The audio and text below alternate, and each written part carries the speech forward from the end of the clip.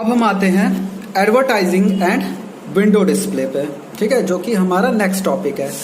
Advertising क्या है?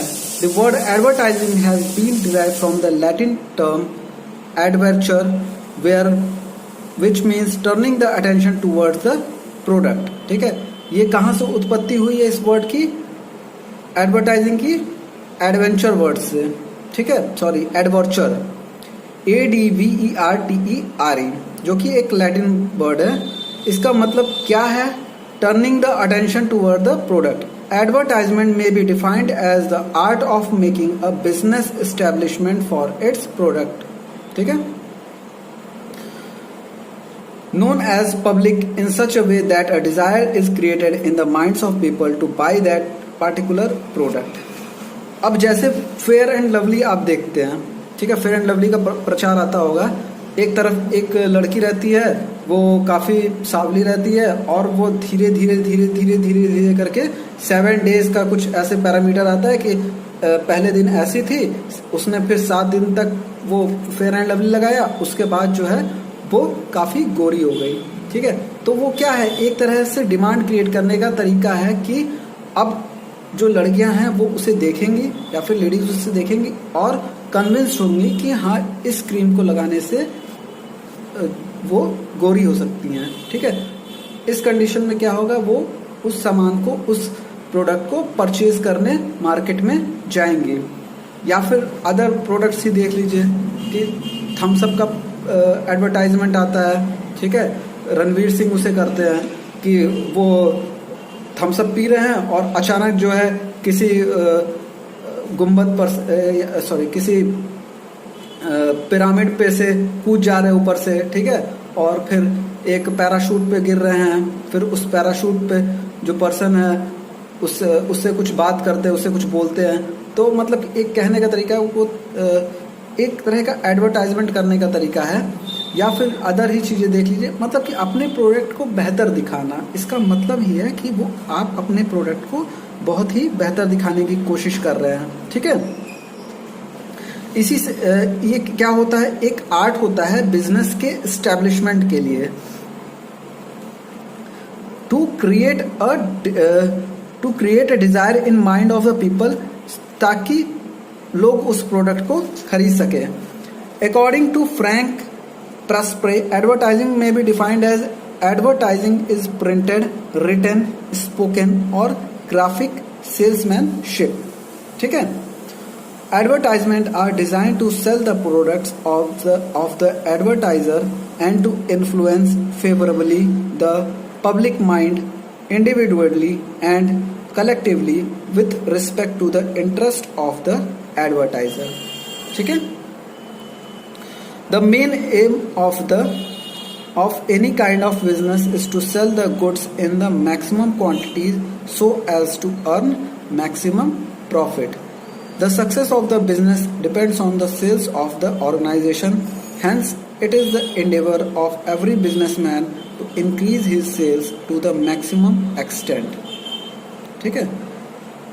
किसी भी बिजनेस का जो सक्सेस होता है वो किस पे डिपेंड होता है, सेल्स पे डिपेंड होता है कि उस ऑर्गेनाइजेशन की सेल कितनी हो रही है। इसलिए क्या होता है कि वो उसके एडवर्टाइजमेंट पे ध्यान देता है। एडवर्टाइजमेंट का मतलब, अगर किसी के यहाँ कोई प्रोडक्ट बेच रहा है, मान लीजिए कि ओप्पो का मोबाइल किसी के यहाँ बिक रहा है, ठीक है, कोई पर्सन है ओप्पो का मोबाइल बेच रहा है।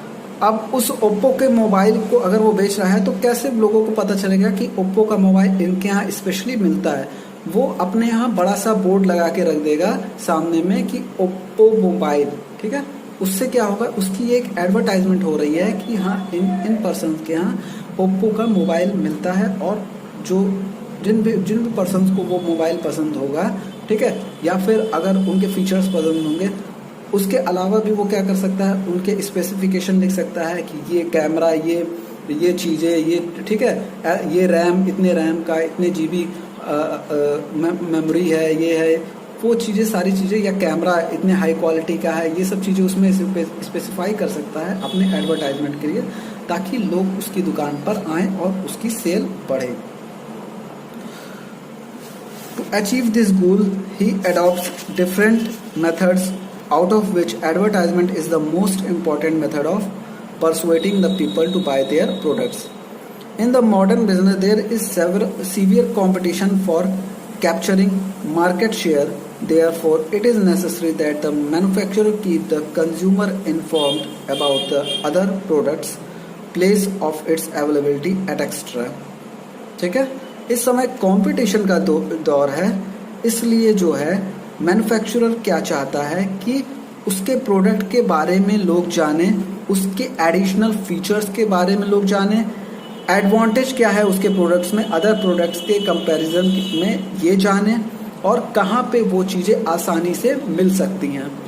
Nowadays, not only the manufacturers do advertisement, but doctors, lawyers, educational institution, employers and job seekers also advertise to fulfill their aim. ठीक है, केवल मैन्युफैक्चरर ही एडवर्टाइजमेंट नहीं करता है, साथ में डॉक्टर्स भी एडवर्टाइजमेंट करते हैं. आजकल आप जाते हैं डॉक्टर के यहाँ तो बाहर मान लीजिए कि वो किसी गली में बैठा है तो पहले क्या लगा देता है, एक बोर्ड लगा देता है कि जो भी डॉक्टर का नाम है वो यहाँ इस गली में बैठते हैं. ठीक है, तो वो क्या हो गया, एक तरह से एडवर्टाइजमेंट हो गया. जो भी उनका डेजिग्नेशन रहेगा, MBBS है, MS है, MD है. ठीक है, लॉयर्स भी इसी तरह करते हैं, अपने जहाँ बैठते हैं वहाँ पे बोर्ड लगा देते हैं कि हाँ अगर कि ये लॉयर यहाँ बैठते हैं, ठीक है, इस काम के लिए बैठते हैं. एजुकेशनल इंस्टीट्यूशंस भी अपना लगा देते हैं बोर्ड कि हमारे यहाँ ये सब्जेक्ट्स पढ़ाए जाते हैं. ठीक है, इन टीचर्स के द्वारा पढ़ाए जाते हैं. अगर कोई पॉपुलर कोई टीचर है, एम्प्लॉयर्स द्वारा भी लगाए जाते हैं या जॉब सीकर्स द्वारा भी. In fact, advertisement is becoming an essential feature of modern society, therefore becoming more specific in character. Objects of advertising. Advertising के ऑब्जेक्ट्स क्या है, मतलब कि क्यों हम एडवर्टाइजमेंट करते हैं. पहला, to maintain and create demand. पहला क्या है, ताकि डिमांड को क्रिएट किया जा सके. ठीक है, with the ever increasing inflow of market manufacturers, it is necessary that the consumers are time and again reminded of the existence of the product and in distinct features. This is possible only through advertisement. अब जैसे पहले क्या था, अमूल का product आता था, अमूल का मक्खन आता था, तो लोग पहले केवल एक ही मैन्युफैक्चर हुआ करता था. ठीक है, अमूल को बनाने वाला. अब क्या है, उसके कंपटीशन में कई लोग आ गए हैं, तो ऐसा ना हो कि लोग पुराने प्रोडक्ट को भूल जाएं और नए प्रोडक्ट की तरफ स्विच हो जाएं. तो जो एडवर्टाइजमेंट्स के थ्रू क्या होता है कि हम अपने प्रोडक्ट्स के बारे में लोगों को बताते रहते हैं कि हाँ हमारा प्रोडक्ट एग्जिस्ट कर रहा है. ठीक है, और जो उसके यूजर्स हैं वो हमेशा उस एडवर्टाइजमेंट को देख के उस सामान को बाय करते रहेंगे. नेक्स्ट है, to create confidence in the consumers. The big industrial houses through advertisement are able to create such confidence amongst the consumers that he does not even think of buying another product. ठीक है, अपने products के बारे में इतना लोगों को बता देते हैं. ठीक है, इतना अच्छे से बता देते हैं. नेक्स्ट है, to create confidence in the consumers. The big industrial houses through advertisement are able to create such confidence amongst the consumer that he even does not think of buying another product. वो अपने product के बारे में advertisement के through इतना अच्छा advertisement करते हैं, ठीक है, कि कोई दूसरा उस बारे में सोच ही नहीं पाता है. जो कंज्यूमर है वो दूसरे प्रोडक्ट्स के बारे में सोच ही नहीं पाता है. उसके अलावा, उस प्रोडक्ट के अलावा, उसकी क्वालिटी से रिलेटेड, उसके स्पेसिफिकेशन से रिलेटेड वो इतना सब कुछ एडवर्टाइजमेंट में बता देते हैं कि वो और किसी प्रोडक्ट पे स्विच ही नहीं हो पाता है. नेक्स्ट है, creating pre launching awareness. Even before a product has been introduced in the market, the advertisement begins which create acceptance in the minds of the consumer who then start waiting for the product. The recent massive advertisement campaign launched by the market of Pepsi cold drink. ठीक है, अभी कोई product launch हुआ नहीं, ठीक है, और उसके बारे में एडवर्टाइजमेंट्स के थ्रू इतना ज़्यादा लोगों को जागरूक कर दिया था, उसके बारे में इतनी बेहतरीन चीज़ें बता दी जाती हैं, ठीक है, कि लोग उसका इंतज़ार बेसब्री से करने लगते हैं. ठीक. नेक्स्ट है, एडवांटेजेस ऑफ एडवर्टाइजिंग। अब इसके एडवांटेजेस क्या हैं? It encourages the perspective buyers to purchase the product. ठीक है, इसका मेन मोटिव क्या है कि बायर्स को कन्विंस किया जाए ताकि वो प्रोडक्ट को परचेज कर सके। It helps in the introduction of new products in the market. वो न्यू प्रोडक्ट्स जो है मार्केट में इंट्रोड्यूस हो सके। ठीक है, कोई न्यू प्रोडक्ट आया अगर किसी कंपनी का, तो अगर उसे मार्केट में इंट्रोड्यूस करना है तो ऐसा तो है नहीं कि कस्टमर को सपना आ रहा है कि ये प्रोडक्ट लॉन्च हुआ है और इस प्रोडक्ट को हमें जाके खरीदना चाहिए। हम जब तक बताएंगे नहीं, हम जब तक पेपर में, न्यूज़पेपर में, जर्नल्स में, आर्टिकल्स में या होल्डिंग्स लगा के या फिर दुकान के आगे विंडो डिस्प्ले करके जब तक हम नहीं बताएंगे उन चीज़ों को, तब तक उन्हें उसके बारे में कस्टमर्स को कहीं भी पता नहीं चलेगा। It helps the manufacturer in creating permanent demand for the product. ठीक है, मैन्युफैक्चरर को क्या किस चीज़ में हेल्प करती है? ताकि उसकी प्रोडक्ट की डिमांड हमेशा बनी रहे मार्केट में। To some extent it helps in decreasing the middleman. मतलब कि इस तरह से क्या होता है, हमें मिडिल मैन से बहुत ज़्यादा इंटरेक्ट नहीं होना पड़ता है, उनसे बहुत ज़्यादा इंफॉर्मेशन नहीं लेना पड़ता है, डाटा नहीं कलेक्ट करना पड़ता है, बल्कि हमें सारी जानकारी जो है वो डायरेक्ट मिल जाती है। या सॉरी, जो जानकारी हमें देनी है कंज्यूमर को अपने प्रोडक्ट्स के बारे में, वो हम डायरेक्ट एडवर्टाइजमेंट के थ्रू दे सकते हैं। For standard products it increases goodwill of the manufacturer in the market.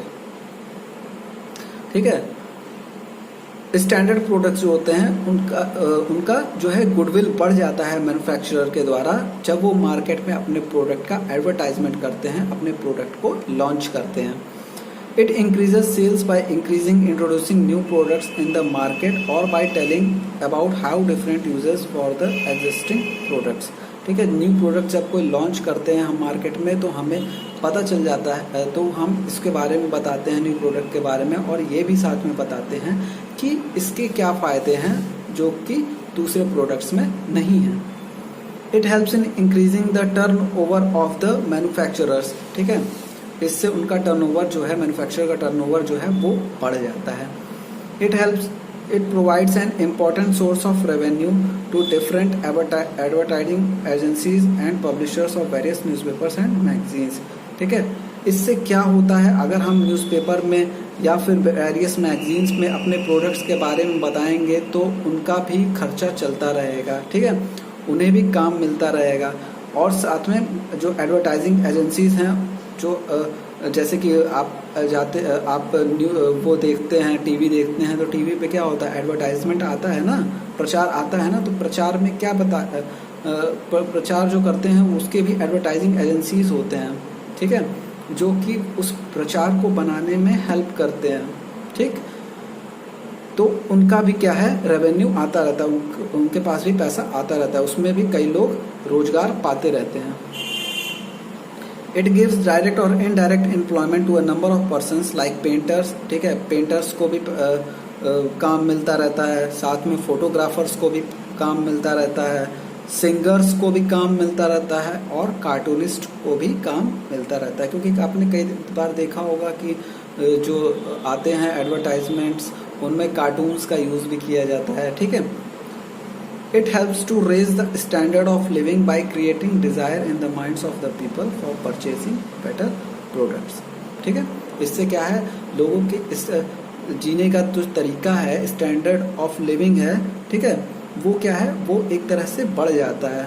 ठीक है, जो पहले आदमी बस से कहना, जो पहले आदमी बस से जा रहा था वो साइकिल की तरफ जाएगा, जो साइकिल से फिर साइकिल से बाइक की तरफ जाएगा, फिर बाइक से कार की तरफ जाएगा। तो क्या है, एक तरह से डिमांड क्रिएट हो रहा है। It helps the consumer by educating him about the product and thus facilitates decision making on his part which ultimately gives satisfaction to the consumer by buying that particular product. ठीक है, एक तो educate करना उस person को उस चीज़ से related. ठीक है, और अगर वो सुटेबल लगता है उसको तो वो क्या करेगा, वो प्रोडक्ट को बाय भी करेगा।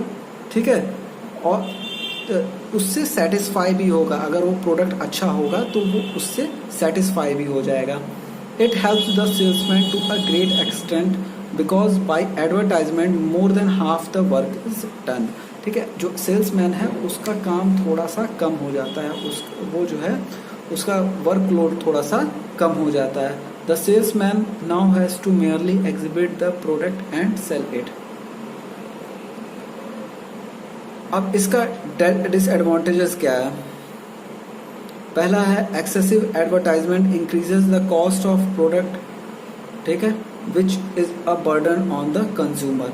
जैसे कि एडवर्टाइजमेंट पे पैसा खर्च करना, एडवर्टाइजमेंट के लिए मान लीजिए कि अमिताभ बच्चन जी को जी किसी चीज़ का एडवर्टाइजमेंट कर रहे हैं, ठीक है, या फिर रणवीर सिंह जी किसी चीज़ का एडवर्टाइजमेंट कर रहे हैं, तो ये लोग अगर एडवर्टाइजमेंट करते हैं तो उसके बदले पैसा भी तो लेते होंगे, ठीक है। उसके बदले जो मैन्युफैक्चरर है उस कंपनी का, उससे पैसा भी लेते होंगे। तो आखिरकार एडवर्टाइजमेंट में पैसा तो लग रहा है, या फिर होल्डिंग्स लग रहे हैं, ठीक है, डिफरेंट न्यूज़पेपर्स में आर्टिकल्स निकलवाए जाते हैं, तो उसमें पैसा लगता है। तो वो पैसा क्या है, उस प्रोडक्ट के साथ जोड़ा जाता है। ऐसा नहीं है कि मैन्युफैक्चरर अपनी तरफ से उसमें पैसा लगाएगा, वो प्रोडक्ट में जुड़ता है, जिसकी वजह से कंज्यूमर पे बर्डन पड़ जाता है। It creates an artificial demand for the product in the minds of the people, ठीक है, to buy that product which are not actually needed by them, which leads to. Third है sometimes innocent customers are cheated by false advertisement. False advertisement के through कई लोग cheat किए जाते हैं। जैसे कि मान लीजिए कि अगर कोई प्रोडक्ट है जिसका काफ़ी ज़्यादा नुकसान है, ठीक है, उस प्रोडक्ट से किसी पर्सन को काफ़ी ज़्यादा नुकसान हो रहा है, लेकिन भाई वो प्रोडक्ट तो बिकना ही बिकना है। अब अगर हम उसका एडवर्टाइजमेंट बहुत अच्छे से कर रहे हैं, किसी सेलिब्रिटी को उसमें रख रहे हैं जो उसका प्रचार कर रहा है, प्रसार कर रहा है, ठीक है, तो लोग क्या होंगे, उनसे इन्फ्लुएंस होंगे, उन सेलिब्रिटीज से इन्फ्लुएंस होंगे और उस प्रोडक्ट को तुरंत बाय करेंगे, और उस प्रोडक्ट को बाय करने के बाद जो है उसका नुकसान शो होगा। इसलिए क्या है, कई सारे कस्टमर्स इस तरह से चीट किए जाते हैं by the false advertisement. A huge amount of money is wasted on advertisement, ठीक है, एक काफ़ी ज़्यादा पैसा एडवर्टाइजमेंट पे आखिरकार खर्च होता ही है। Sometime it leads to monopoly of certain manufacturers for particular products, ठीक। Sometime advertisement are done in indecent language and virtually made photographs in order to attract the customer, which leads to downfall in morality and adversely affect the social values, ठीक है। मतलब कि जो भी advertisement होता है उसको उसमें सोशल वैल्यूज़ को ध्यान में रखते हुए वो एडवर्टाइजमेंट्स बनाने चाहिए, ठीक है, क्योंकि जो सारी फैमिली बैठ के उस एडवर्टाइजमेंट को देख रही है। तो ऐसा ना हो कि किसी के कास्ट को, किसी के धर्म को, रिलीजन को उससे आहत पहुंचे, ठीक है, ऐसा नहीं होना चाहिए। Types of advertisement media.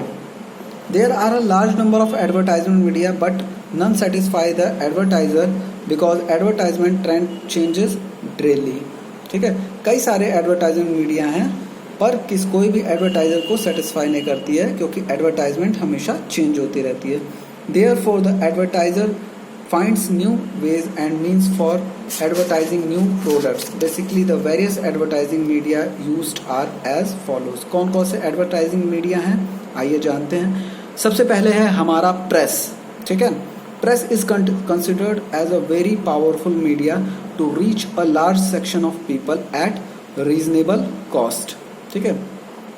Reasonable cost पे जो है मतलब कि अगर किसी चीज़ को लॉन्च कर रहे हैं हम तो प्रेस बुला लिया, ठीक है, प्रेस वाले आए, उन्होंने वो उस प्रोडक्ट के बारे में जाने, हमने उस क्वेश्चनेयर किया, हमने उस प्रोडक्ट के बारे में बताया, तो वो क्या करेंगे, वो अपने अखबार में, अपने मैगजीन्स में उस चीज़ को छापेंगे, ठीक है। छापेंगे तो लोगों के बीच जानकारी जाएगी कि हाँ ये प्रोडक्ट मार्केट में आया है। A very strong point in favour of press advertisement is that it can be read time and again at any convenient time. Due to these favourable points it has been recognized as the primary medium of advertising. Various methods of press advertisements are, ठीक है, कौन कौन से press advertisements हैं? National and regional newspapers, ठीक है, सबसे पहले कौन सा हमारा नेशनल एंड रीजनल न्यूज़पेपर, दूसरा है मैगजीन्स, तीसरा है पीरियोडिकल्स, चौथा है पैम्फलेट्स एंड हैंडबिल्स, एंड जो लास्ट है वो है पोस्टर्स। अब जो ये तो हो गए, ठीक है, प्रेस की बात हो गई। अब आते हैं टेलीविज़न पे। टेलीविज़न दूसरा माध्यम है। It is very popular media of advertisement since visual shows attract the prospective customers and leave effective and permanent impression on the minds of the viewers। मतलब कि ज़्यादातर लोग क्या है, टीवी ही देखते हैं, मोस्टली लोग, ठीक है, छोटे से लेके बड़े तक। उस पर एडवर्टाइजमेंट दिखाने से क्या होता है, एक तो लोगों के विजुअली लोगों के सामने कोई चलचित्र चल रहा है, ठीक है, तो वो चीज़ें उनके दिमाग में ज़्यादा बैठती हैं और ज़्यादा समय तक रहती हैं, ना कि पढ़ने वाली चीज़ें, ठीक है। तो इस तरह से एक इफेक्टिव और परमानेंट इंप्रेशन पड़ता है व्यूअर्स के ऊपर। This mode of advertisement is becoming more popular day by day, although it is very expensive, पर यह काफ़ी एक्सपेंसिव भी होता है। Actually the television has revolutionised the advertising process, ठीक है। थर्ड है हमारा रेडियो, जो कि काफ़ी समय से पुराना चला आ रहा है। Before the advent of television, the radio was a very popular means of advertisement because the message was conveyed to a large section of public, illiterate or educated, and even to remote places, ठीक है। कई ऐसे जगह जहाँ पे televisions नहीं थे, या फिर कई जो इलिटरेट या एजुकेटेड पर्सन दोनों के लिए, और कई सारे पब्लिक को एक साथ चीज़ों के बारे में बताने के लिए रेडियो बहुत अच्छा माध्यम था। आज भी है, ऐसा नहीं है कि लोग रेडियो नहीं सुनते हैं, ठीक है। तो रेडियो के थ्रू लोग भी एडवर्टाइजमेंट करते हैं, अपने प्रोडक्ट्स के बारे में बताते हैं। नेक्स्ट है films. It serves as an audio visual way of advertisement, ठीक है, and is shown as slides और documentary films in cinema houses. जैसा कि आप लोग फिल्म देखने तो जाते ही होंगे, फिल्म देखने जाते हैं तो ऐसा तो है ही नहीं कि आप वहाँ पर बैठे, कुर्सी पे बैठे और फिल्म चलना शुरू हो गई। सबसे पहले थोड़ा बहुत एडवर्टाइजमेंट दिखाता है, ठीक है, कई सारे एडवर्टाइजमेंट आते हैं, करीब 4 से 5 एडवर्टाइजमेंट आते हैं, ठीक है। उसके बाद ही कहीं फिल्म स्टार्ट होता है। तो वो क्या होता है, एक तरह से डॉक्यूमेंट्री फिल्म्स होते हैं, या फिर एक तरह से स्लाइड्स होते हैं जो बनाए गए रहते हैं ताकि वो जल्दी से जल्दी सिनेमा स्टार्ट होने से पहले दिखाया जा सके। It is costly method of advertisement and only big business houses can afford it. It's coverage is limited and only the local public is benefited, ठीक है। जो इसका कवरेज होता है वो काफ़ी लिमिटेड होता है, और जो लोकल पब्लिक होती है वही देख पाती है, ठीक है, और काफ़ी कॉस्टली भी होता है। लेकिन जो बिग हाउसेज होती हैं, जो बिग बिजनेस हाउसेज होती हैं, वही इसको अफोर्ड कर पाती हैं, ठीक है। जो काफ़ी नामी गामी संस्थाएं होती हैं वही इसको अफोर्ड कर पाती हैं। फिफ्थ क्या है, direct mailing. Direct mailing means that the perspective customers are contacted by post only by sending cards, envelopes, ठीक है, folders, calendar, booklets and catalogs। Direct mailing method क्या होता है, ये कस्टमर्स को जो है कार्ड्स भेजे जाते हैं, एनवलप्स भेजे जाते हैं, फोल्डर्स भेजे जाते हैं, ठीक है, मेल के थ्रू कैलेंडर्स भेजे जाते हैं जिसमें उस प्रोडक्ट का नाम रहता है, उस कंपनी का नाम रहता है, बुकलेट्स भेजे जाते हैं और कैटलॉग्स भेजे जाते हैं। This method is commonly used in pharmaceutical marketing, ठीक है, ये ज़्यादातर फार्मास्यूटिकल मार्केटिंग में यूज होता है। A contact is developed with the physicians by sending booklets, catalogues etcetera by post. Sometimes reply paid postcards are also sent, ठीक है, कई बार जो है पेड पोस्ट कार्ड्स भी भेजे जाते हैं। In this method a list of physicians, pharmacist, hospital and research institutions is prepare to whom these materials are supplied, ठीक है। कई बार इसमें लिस्ट होती है किसकी, फिजिशियंस की या फार्मासिस्ट की या हॉस्पिटल के बारे में या फिर रिसर्च इंस्टीट्यूशन के बारे में उसमें जानकारी दी गई रहती है। The printed matter supplied should be attractive and interesting. जो प्रिंटेड मैटर है वो काफ़ी अट्रैक्टिव होना चाहिए, चाहिए तो उसमें कार्टूनिंग का यूज़ कर सकते हैं, ठीक है, ताकि वो काफ़ी अट्रैक्टिव और इंटरेस्टिंग लगे। They should also contain brief description and price of the product, ठीक है, उसमें ब्रीफ डिस्क्रिप्शन होना चाहिए और उस प्रोडक्ट के प्राइस भी होना चाहिए। By this method of advertisement samples of drugs may also be sent to the physician, ठीक है। इस मेथड से क्या होता है, जो ड्रग के सैंपल्स हैं, जो दवा के सैंपल्स हैं, मेडिसिन के सैंपल्स हैं, वो भी फिजिशियंस के पास भेजे जा सकते हैं, ठीक है, किसके साथ, डायरेक्ट प्रिंटिंग मेथड्स के साथ, cards, envelopes, folders, calendar, booklets and catalogues के थ्रू, ठीक। सिक्स्थ जो है वो है आपका outdoor publicity. It means advertising through the hoardings, banners, neon sign boards, posters, balloon. क्या क्या मैंने नाम लिया, होल्डिंग्स के थ्रू, ठीक है।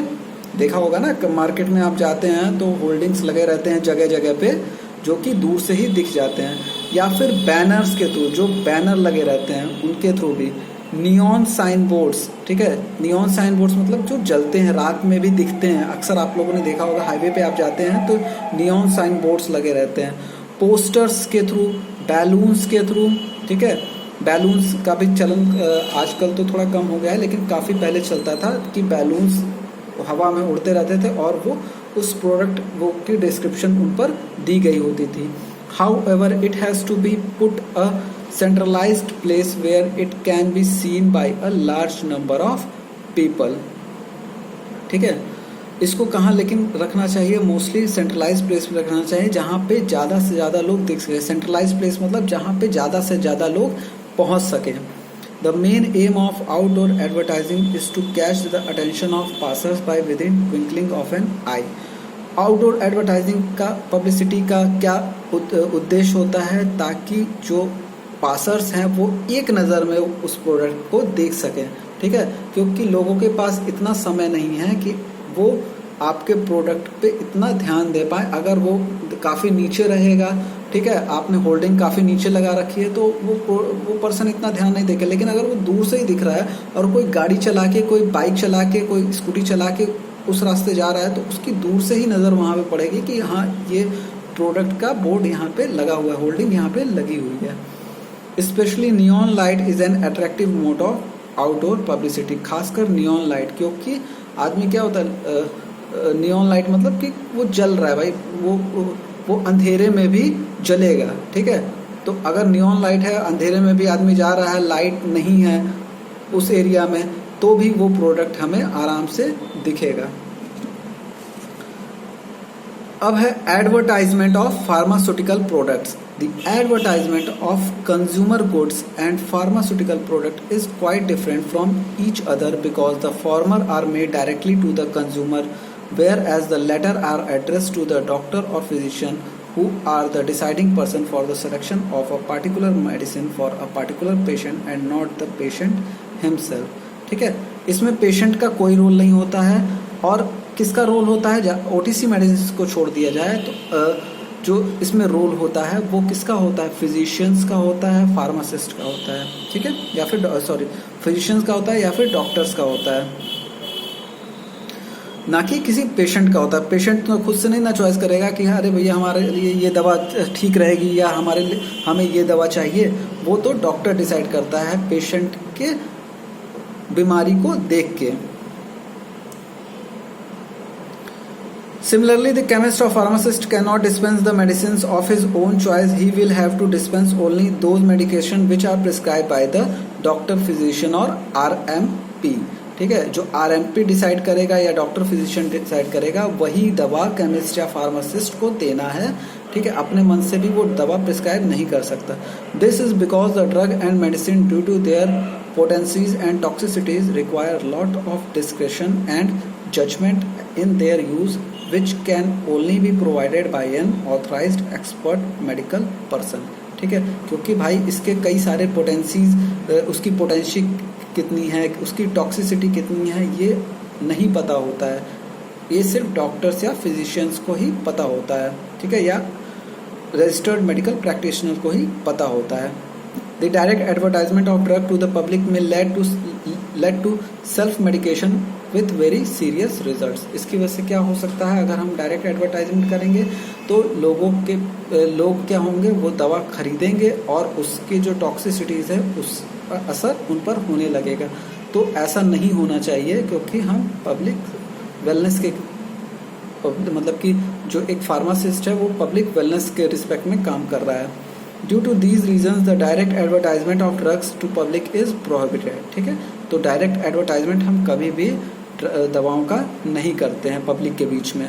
Due to these reason the direct advertisement of drug to public is prohibited. However the advertisement of cosmetic and household remedies can be done for which the above mentioned advertising medias may be adopted, ठीक है। लेकिन cosmetic की चीज़ों का हम advertisement कर सकते हैं, या फिर जो हाउस होल्ड रेमेडीज़ हैं उनका भी हम एक तरह से एडवर्टाइजमेंट कर सकते हैं।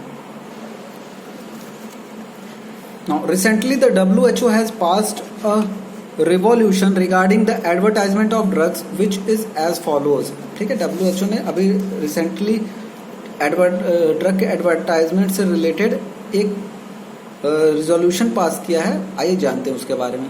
The advertisement of pharmaceutical product should be truthful, ठीक है। जो एडवर्टाइजमेंट है फार्मास्यूटिकल प्रोडक्ट्स के बारे में वो पूरी तरह से सच होना चाहिए, ठीक है। ऐसा नहीं कि आप किसी भी प्रोडक्ट को, जैसे कि मैंने बताया है कि आप किसी शैम्पू को प्रमोट कर रहे हैं या किसी ऐसे प्रोडक्ट को सपोर्ट कर रहे हैं स्किन से रिलेटेड जो कि घातक है, लेकिन फिर भी कई सारे सेलिब्रिटी उसे प्रमोट कर रहे हैं, ठीक है। ऐसा नहीं होना चाहिए। There should not be any wrong statement regarding its content and their percentage, ठीक है। उसके कंटेंट से रिलेटेड जो उसमें कंपोजिशन पाए जा रहे हैं वो पूरी तरह से ट्रूथ होना चाहिए, और जो उसका परसेंटेज है उस कंपोजिशन का, उस केमिकल का, उसमें वो भी पूरी तरह से सच होना चाहिए। It should provide full details regarding the action and uses, उसके एक्शन और यूजेस पूरी तरह से डिटेल्ड होने चाहिए। उसमें हमें पता होना चाहिए कि उसका क्या काम है बॉडी में, ठीक है, बॉडी पे वो किस तरह से काम करेगी। Proprietary name as well as the generic name, ठीक है। प्रोप्राइटरी नेम और जेनरिक नेम भी होना चाहिए उस पर। डोजेज फॉर्म भी होने चाहिए उस पर, किस तरह से उस डोज को लेना है। मोड ऑफ एडमिनिस्ट्रेशन होना चाहिए उस पर, मतलब कि क्या तरीका है उस दवा को लेने का, मतलब कि ओरली लेना है, इंट्रामस्कुलरली लेना है, ठीक है, इंट्रावेनस के थ्रू लेना है, किस तरह उस दवा को लेना है। या फिर साइड इफ़ेक्ट्स भी उसके पता होने चाहिए हमें, साइड इफ़ेक्ट्स पूरी तरह से दिया होना चाहिए। जैसे पैरासीटामोल का क्या है, लीवर डैमेज करता है, तो वो उस पर लिखा होना चाहिए। ट्रीटमेंट ऑफ टॉक्सिक इफ़ेक्ट्स, ठीक है, मतलब कि अगर टॉक्सिक इफ़ेक्ट्स वो देता भी है तो उसका क्या ट्रीटमेंट है। प्रिकॉशंस एंड कॉन्ट्रा इंडिकेशंस, किस बीमारी में ये दवा नहीं लेनी चाहिए, ठीक है, ये सब चीज़ें उसमें लिखी रहनी चाहिए। The above statement should be truthful, scientifically correct and proved. और जो भी स्टेटमेंट उसमें दिया है वो पूरी तरह से सही होना चाहिए, ट्रूथफुल होना चाहिए, साइंटिफिकली मतलब कि पूरी तरह से अप्रूव्ड होना चाहिए, ठीक है, और साथ में प्रूव्ड होना चाहिए। Advertisement of pharmaceutical products going above mentioned information is of no use to other patients और chemist. Such advertisement will be helpful only to the doctor, physician and RMP। जैसा अभी मैंने बताया कि किसके लिए हेल्पफुल है ज़्यादातर, doctors, physician and RMP, registered medical practitioner. How therefore for the advertisement of pharmaceutical products following media of advertising may be used. पहला है डायरेक्ट मेलिंग, ठीक है, किस तरह से हम एडवर्टाइजमेंट कर सकते हैं फार्मास्यूटिकल प्रोडक्ट का, बाय डायरेक्ट मेलिंग के थ्रू। दूसरा क्या तरीका है, पर्सनल कांटेक्ट और डिटेलिंग, जैसा कि MRs करते ही हैं। तीसरा क्या है, प्रोफेशनल मैगजीन्स एंड जर्नल्स में हम उस आर्टिकल के बारे में बता सकते हैं। और फोर्थ क्या है, through video cassettes and other audio visual medias, ठीक है, वीडियो कैसेट्स के थ्रू या फिर ऑडियो विजुअल मीडियाज के थ्रू भी हम उन्हें उस प्रोडक्ट के बारे में बता सकते हैं।